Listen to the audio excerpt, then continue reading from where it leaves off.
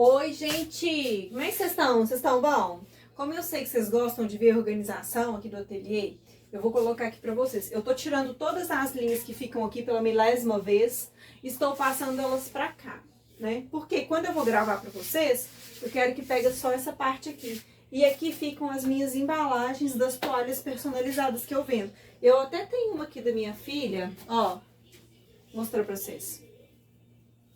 As infantis são assim, ó, bem bonitinha, né? E aí eu não quero amassar porque ela tá de seda. Agora, o que eu queria conversar com vocês? Gente, quem trabalha com conserto, eu trabalho com conserto e ajuste de roupa, né?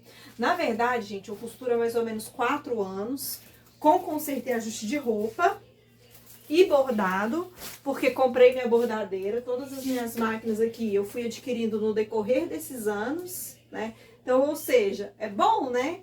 Ó, eu tenho uma galoneira que tá aqui, não vai dar pra vocês verem. Eu tenho um overlock e eu tenho essa reta industrial. Ainda tenho uma doméstica, que foi a que eu comecei. E quando eu comecei com conserto e ajuste de roupa, era maravilhoso. Justamente porque tava aquela febre da Shein.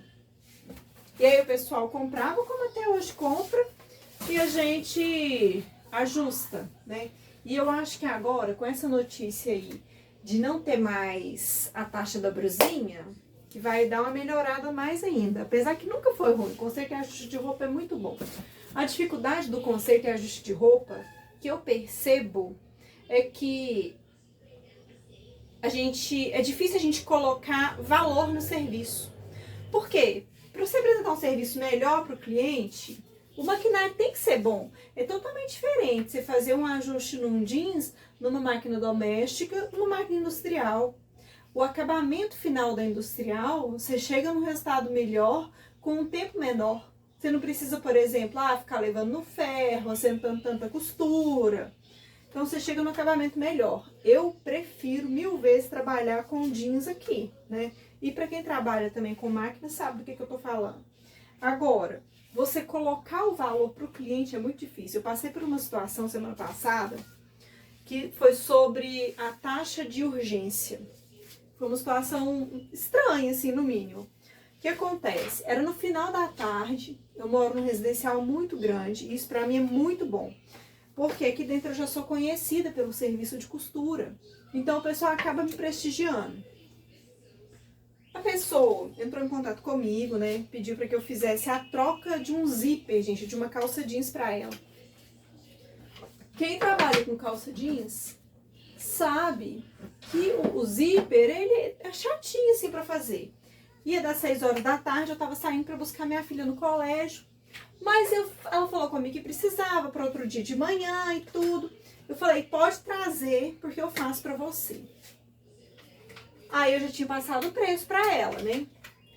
Aí, como ela precisava que eu chegasse em casa e entregasse para ela até 9 horas da noite, porque ela ia usar no outro dia de manhã, eu fiz uma conta simples. Eu falei, gente, eu sou mãe, né? Tenho 2 filhas, sou casada. Então eu tenho as minhas rotinas à noite em casa, que eu preciso entregar também. Não é só a costura, né? Eu tenho aquela demanda que precisa de mim. Aí eu falei com ela assim, olha, se você puder pegar comigo amanhã, depois das 2 horas da tarde, é o mesmo preço. Agora, se for para eu fazer ela hoje te entregar 9 horas da noite, eu cobro a taxa de urgência.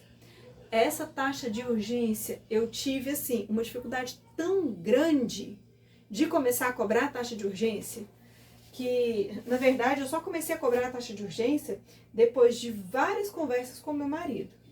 Né? E eu acho tão bom, né, quando a gente tem alguém na família que vê a situação de fora e ajuda a gente a pensar fora da caixa. Porque às vezes quando a gente está vivendo ali o dia a dia, até mesmo a pressão de viver da costura, porque a costura é muito do momento, a pessoa te procura. Se você não pode atender ela naquele momento, ela vai procurar outra pessoa. Apesar do que quando a pessoa gosta do seu serviço, ela te espera. E isso é muito bom. E aí, fiquei nessa questão da taxa de urgência, não sabia se cobrava, se não cobrava. Enfim, comecei a cobrar a taxa de urgência.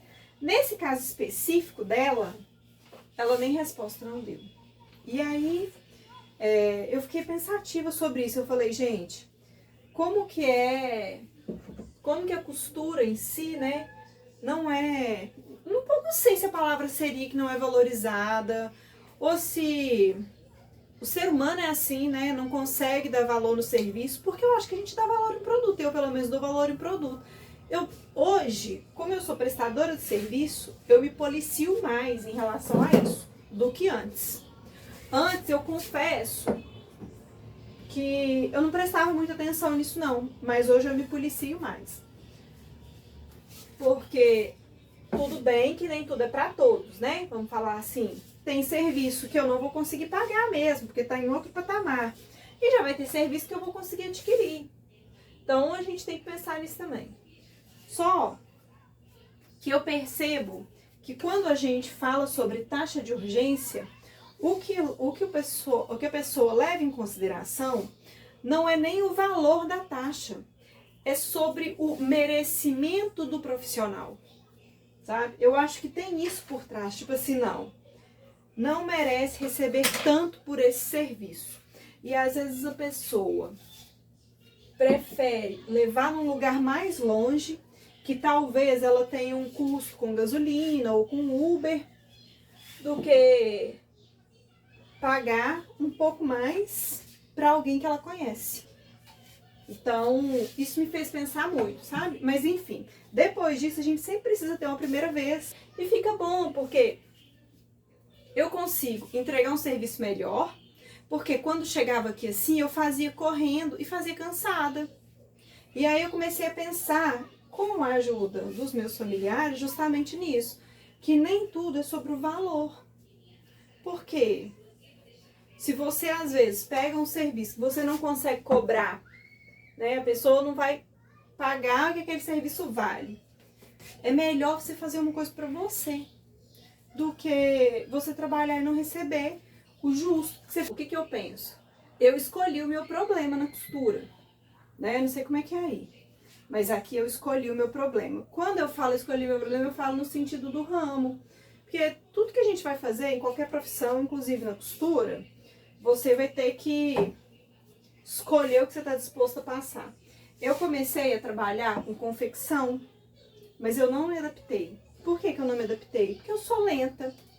Eu acho que a confecção exige uma dedicação maior, que até então eu não pude parar para poder fazer, porque eu já comecei a aprender vendendo meu serviço. E aí quando você começa a aprender vendendo serviço é uma maravilha. Apesar do que, eu até já falei isso em outro vídeo, na minha cabeça isso foi difícil, porque eu queria que o meu aprendizado andasse junto com o meu retorno financeiro. E aí é muito difícil isso acontecer.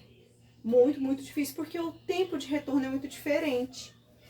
Mas enfim, hoje eu vim aqui para mostrar para vocês isso. Estou mudando aqui minhas coisinhas de lugar. E aí eu quis gravar esse vídeo, mas vocês já vão ver isso aqui pronto depois. Porque eu acho que eu já vou encerrar esse vídeo por aí, né?